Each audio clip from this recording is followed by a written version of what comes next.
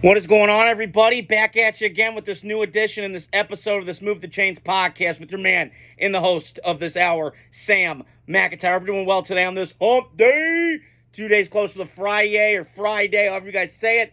I cannot wait. So today I wanted to talk about, I usually do my weekly Raiders reaction, win-loss or whatever, what I think's going on with the team. And then I also wanted to get into what I heard about this morning. I couldn't believe it. Holy shit. Hopkins is now a Chief. Oh, my God. I woke up like decent this morning as a Raider fan. Now he's a Chief. God damn it. Shit. But I wanted to hop into that, both sides of that trade.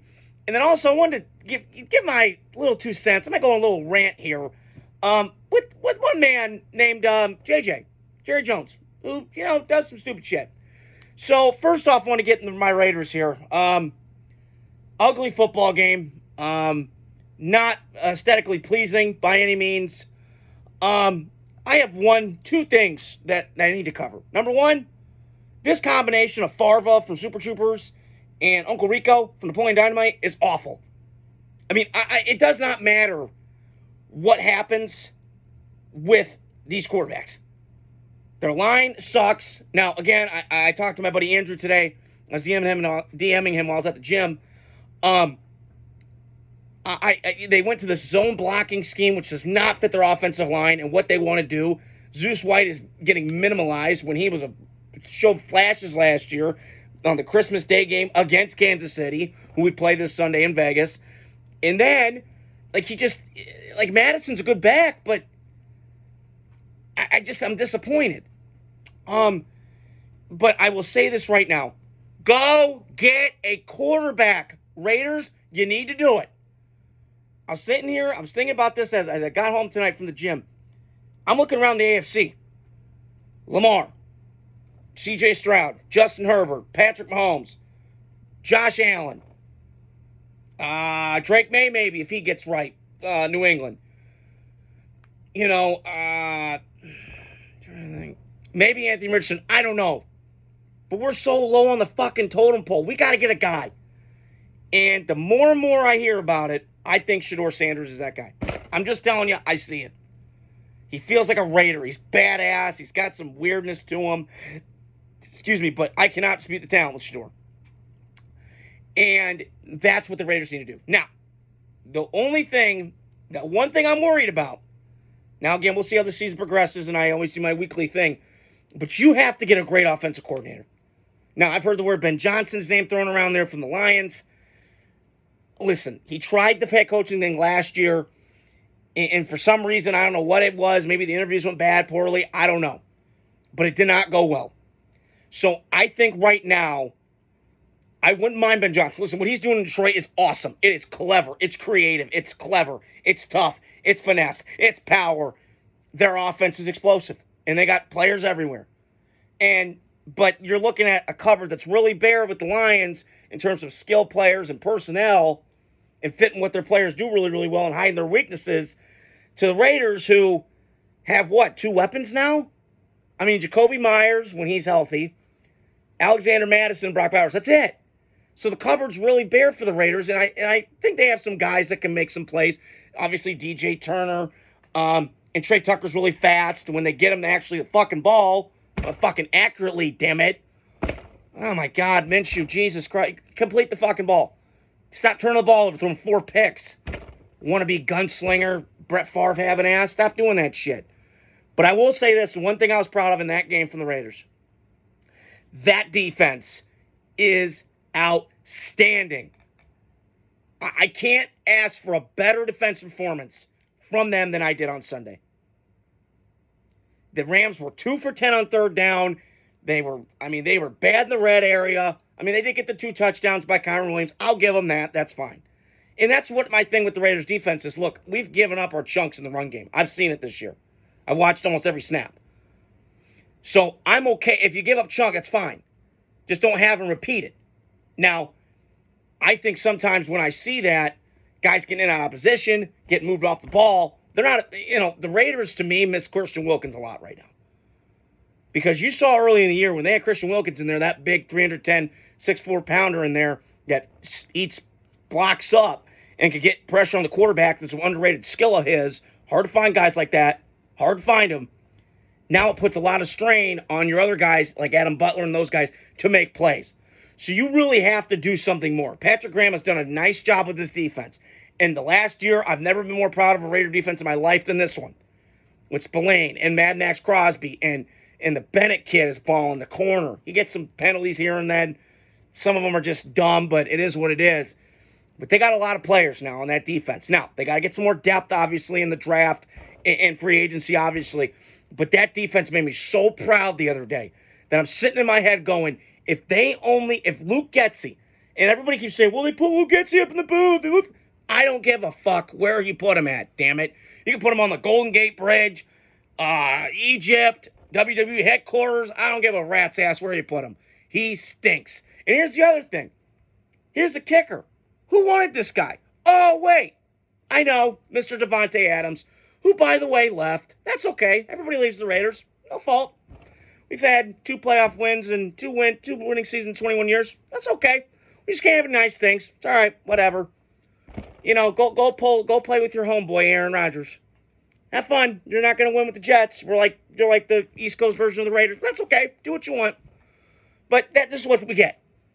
So, as much as I want to criticize Raiders and saying, well, we got the shitty offensive coordinator, well, this was Davante Adams thing.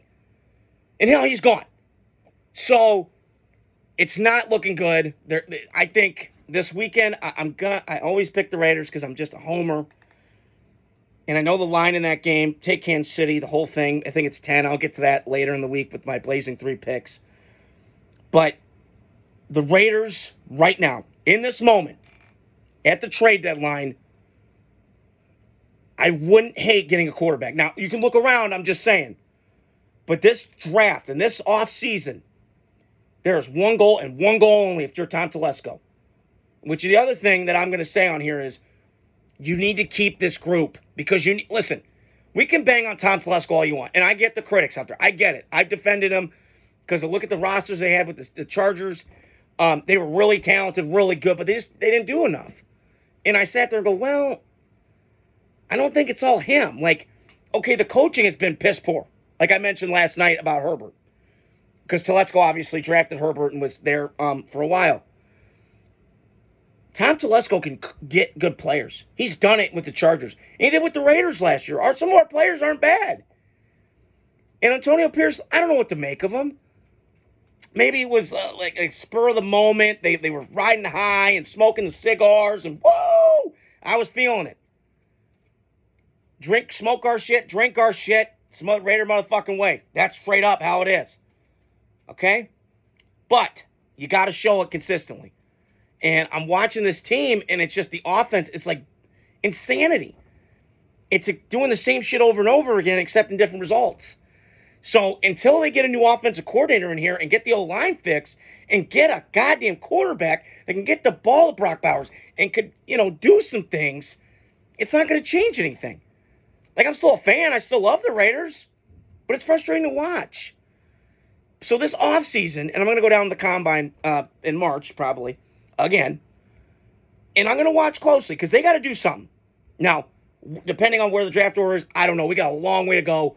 We're in October now, almost the end of October, which is crazy, to obviously we have in April, obviously, when the draft is. So we got a long way to go, a lot of leeway, a lot of stuff for me to see with these quarterbacks in college. So hopefully the Raiders, I want to try and upset the Chiefs, but it's hard right now. That defense is balling. So I wanted to say something this morning. I woke up this morning, I got out of the shower on my way to work, and I got the shittiest news a Raider fan could see when you get out of the shower. Deandre Hopkins got traded. Wow. All right. So we're fucked again. Chase Mathis, good for you. You got a really great player in Deandre Hopkins. That's all I got to say. So from my standpoint of who won the trade, I think Tennessee got a B. I read some draft grades today on the trade. I think they got a B. I think Tennessee's going through some transitions. I still don't get why they fired Vrabel. Who knows why? I heard he wasn't collaborative. Whatever. He was the best thing you had going. You were winning 9 games. Well, you got to a conference championship game 5 years ago. I know it was 5 years ago. I'm just throwing it out there. You went. And you had the number 1 seed 3 years ago in the AFC with Herbert, with Lamar, and with Justin Herbert. Just saying. So, my thing is, With Ryan Tannehill, mind you, like not some like elite quarterback. Okay? I think Tennessee for me, and listen, I think I'm kind of done with Will Levis. Um, I know I drank the Will Levis Kool-Aid, and I admit when I'm wrong. You know, I was hyped on him, but there's a lot of things you just can't fix with that kid. He is so robotic when he throws. And I showed my dad this. I said, watch and sit down. Watch a game and look how he throws. It's all statue. There's no move. You know, he's not fluid. He's built like a bodybuilder. And all my gym rats out there, I love you guys. I'm not trying to pick on anybody who's bodybuilder, but I'm just saying he's so ripped. And as an NFL quarterback, you got to have a little bit of pudding. You can absorb the hits. And there's sometimes Will Levis, I said he's Jay Cutler. He reminds me of him. There's no fluidity. There's no, motion. It's just kind of, it just. So, good for the Chiefs. You know, like I said, Hopkins get a ring out of this. And, it's not a long-term thing. The Chiefs remind me, I heard this analogy today, like American Pickers, that show, They just pick different random shit, like, oh, that's old. Yeah, we'll get it for a couple. Yeah, okay, bring it in, let's go. All the good shit's gone. Let's just get the scraps. Okay. But this is what happens when you're a really good team. The Rams did it with Odell Beckham. Didn't have him for long. He was a malcontent Cleveland dysfunctional organization, goes to the Rams. Woo! Parade, they win Super Bowl. Odell Beckham was great before he got hurt. So Tennessee, we'll see what happens with them. Listen, they're just a struggle offensively. I am rooting for my Uncle Mark, my Aunt Colleen, who I love. Her husband, Mark, went to school with Bill Callahan and was his block for him. So I'm pulling for him. I followed his career a lot. I'm pulling for his son to do really well at the Titans because they got a good defense. There's a couple teams in here that kind of remind me of each other, like the Raiders, Giants, and Titans. And the reason why I say that is because their defenses through stretches have been very, very good. But their offense sucks. And it's like a slow death. When your offense is so anemic and can't get anything going, it's hard for you to have momentum and wake up for the defense and go, well, what is this shit? Why do I need to try? I'm doing my part. Do yours. So we'll see what happens in that trade. I know the Titans got a 4th-round pick, I believe. Yeah, Chiefs got Hopkins in exchange for a 4th-round pick. So we'll see. There's a lot of things to uncover and unpack there with the Chiefs and the Titans. But a decent trade. Not bad. I thought the Chiefs were going to kind of kick the tires on Mike Evans last year, even though he's a free agent. But I just see him as a Buccaneer. I mean, I could see him in another jersey, but he just fits like a Buccaneer, the Pirate, all that stuff. So last thing I wanted to hop on today, and it's great you guys are in here. So I saw something today that just really bugs me. And I'm going to go off my rocker here. I'm a 27-year-old guy, but God damn it, I feel like I'm 90. And I say that because I just miss the good old days. I'm in the moment, but the 90s were just such a cool time. No phones were out. Listen, I've had a love-hate relationship with social media for years, but I just saying, watching the WWE shit on Vince McMahon brought me back to, when I was a kid. Just like the freedom. Just ride bikes. Let it rip. Say what you want. Who cares? Nobody's going to get pissed off. And go scrub your Twitter if you piss somebody off. Oh, blow me. Shut up, bitch. I miss those days. So I have an appreciation and a soft spot for that nostalgia for me. And I was thinking back to Jerry Jones. I'm going to tie this in. Jerry Jones, to me, needs to look himself in the mirror and say he's the problem. But I don't think he'll do that. Because Jerry Jones is a rich, egomaniacal vanity prick. And he is.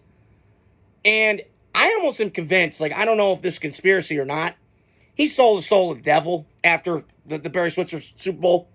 And then you got rid of Jimmy Johnson. Why? I get you had two egos going at it. But Jimmy Johnson was the best thing you had. And I get that I've heard, and I hate Skip Bayless, but he covered Gruden and he covered Jimmy Johnson. They're both the same guy. The high burnout. And I get it with Jimmy. And I think he's kind of a prick, but he was a great coach, college and pro. One of the rare guys to do it. There's only about two guys that I know, Pete Carroll and Jim Harbaugh, John Harbaugh just has won the NFL. So Jerry Jones, I feel like, made a deal with the devil and said, yeah, I'm good on Super Bowls. And ever since then, I keep hearing, all in, my ass, Jerry. And listen, he's to blame for all this. They have no depth. They signed Dak way too much fucking money. I've said before, I think Dak's overrated. Jonah Watson, shout out to you. You're a Cowboy fan. You know it. I know it. I've talked to you before about it. Trash. So, but you're stuck. You fuck around, you're going to find out. And Dallas is finding out the hard way. Dak ain't it. So, I just laugh and I call the Dallas Cowboys the choke boys. The exit way to happen every year. It's like, the same shit, different day. It's same shit, different year with the Cowboys. Same fucking result. And here's the other thing. If I hear one more moron tell me McCarthy's the problem, you're looking at football wrong. First of all, this organization is reminding me of the Raiders near the end with Al Davis. Too much of Jerry's friends. Too much of Al's friends up in the box. Up in the managerial stuff. There's no outside voice. It's all insular. No, we don't know. No outside voices. No. No, not today. Get them out. We want just voices that are in the family. Nobody else. And that's a problem because you got to have some fresh ideas. And I see this all the time. And in Dallas, I'll say this, has some talent. But they're just not, there's something there. And who cares what McCarthy has to say? Jerry runs the whole fucking thing. So until, Jerry passes away and his son runs it, it's not going to matter. Because, Micah Parsons, I got news for you. 2 words, shut up and play. Shut up and play. Stop doing a pod every fucking week. Okay? I get you play for the Cowboys. I get it. You're a big attraction, big draw. Got it. But I got to mind you, have you looked at your stats against elite teams? I'll wait. Big 0. Did nothing against Green Bay. Nothing. So this organization starts from the top and works its way down, and Jerry Jones is to blame for 100%, 1,000%, all this bullshit going down. And he has nobody to blame but himself. And I'm telling you, when I heard him today say we were bad on the offense, hey, Jerry, 2 words, shut up. Mike McCarthy's a good coach. He's won a Super Bowl. Now, is he elite? No, but he's pretty good, very good, pretty good coach. Now, I could argue he's kind of like McDermott a little bit. He's a really, really good coach, but the more he's around, you kind of start seeing little things. It's like when you date a girl and you think everything's great, and then you start dating her a while, and they're not abusive things, petty, disruptive things, but she doesn't do the dishes. It's stuff like that you kind of see with McCarthy. The clock management, all this bullshit. But Mike McCarthy's helpless. He can't do nothing. So at the end of the day, this comes back to Jerry Jones. Is he going to change? I don't think he will. He's 82. Good hell, he had a stroke on TV a couple weeks ago. It was awesome. I love when the Cowboys lose. Oh, row.